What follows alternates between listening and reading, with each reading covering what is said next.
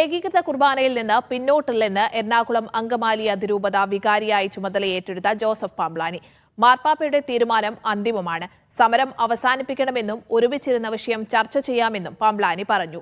തന്റെ പ്രവർത്തനത്തിൽ എന്തെങ്കിലും കുറവുണ്ടായിട്ടുണ്ടെങ്കിൽ മാപ്പ് ചോദിക്കുന്നുവെന്ന് മുൻ അപ്പോസ്തലിക് അഡ്മിനിസ്ട്രേറ്റർ ബോസ്കോ പുത്തൂരും പറഞ്ഞു. പ്രശ്നങ്ങൾ അവസാനിപ്പിക്കുന്നത് തന്റെ ഉത്തരവാദിത്തമാണെന്ന് major arch bishop Raphael Thattil പറഞ്ഞു. പരിശുദ്ധ കത്തോലിക്ക സഭയുടെ നിലപാടനുസരിച്ച് ഒരു കാര്യം മാർപ്പാപ്പ തീരുമാനം പ്രഖ്യാപിച്ചു കഴിഞ്ഞാൽ അത് അന്തിമ തീരുമാനമാണ്. അതുകൊണ്ട് ആ വിഷയത്തിൽ പിന്നോക്കം പോകുന്ന സാഹചര്യം ഇല്ല എന്നുള്ളത് എല്ലാ സഹോദരങ്ങളും സ്നേഹബുദ്ധിയ മനസ്സിലാക്കുക.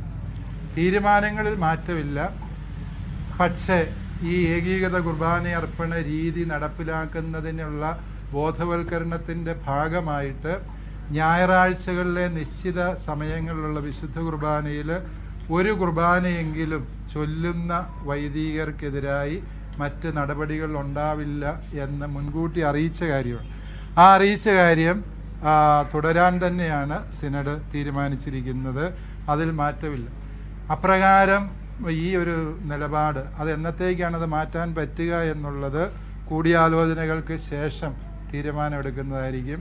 അതുകൊണ്ട് ഇത് എന്നേക്കുമായി അടഞ്ഞു പോയതോ മുറിഞ്ഞു പോയതുമായൊരു വിഷയമായിട്ടോ ബന്ധമായിട്ടോ മനസ്സിലാക്കേണ്ടതില്ല.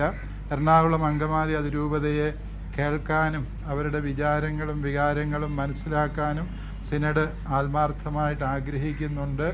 ആ ഒരു നിയോഗമാണ് മേജർ ആർച്ച് ബിഷപ്പും സിനഡും എന്നെ ഭരമേൽപ്പിച്ചിരിക്കുന്നത്. ആ ദൗത്യം ഞാൻ കൃത്യതയോടെ ചെയ്യാൻ നിർബന്ധിതനാണ് താനും. എനിക്ക് ബുദ്ധിമുട്ടുകളൊക്കെ ഉണ്ടായിട്ടെങ്കിലും ദൈവം എന്നെ വരമേൽപ്പിച്ച ഒരു ചുമതല ചെയ്യാനായിട്ട് ഞാൻ പരമാവധി പരിശ്രമിച്ചു. വിജയിച്ചോ പരാജയപ്പെട്ടു എന്നുള്ളത് വലിയ കാര്യമല്ല. ഞാൻ സഭ എന്നെ ഏൽപ്പിച്ച കാര്യത്തോട് വിശ്വസ്തയോടെ ആത്മാർത്ഥമായിട്ട് എൻ്റെ മനസാക്ഷിയിലെ എല്ലാ വൈദികരെയും എറണാകുളത്തെ വിശ്വാസ സമൂഹത്തെയും സന്യസ്തരെയും ഹൃദയത്തോട് ചേർത്ത് പിടിച്ച് മുന്നോട്ട് പോകാൻ പരിശ്രമിച്ചു. അതിൽ എനിക്ക് ചാരിതാർത്ഥ്യമുണ്ട്. എന്തെങ്കിലും കുറവുകൾ എൻ്റെ ഭാഗത്തുനിന്ന് ആർക്കെങ്കിലും അനുഭവപ്പെട്ടിട്ടുണ്ടെങ്കിൽ ഞാൻ അവരോട് മാപ്പ് ചോദിക്കുന്നു. ഒരിക്കലും അറിഞ്ഞുകൊണ്ട് ഞാൻ ആരെയും വേദനിപ്പിക്കാനായിട്ട് പരിശ്രമിച്ചിട്ടില്ല.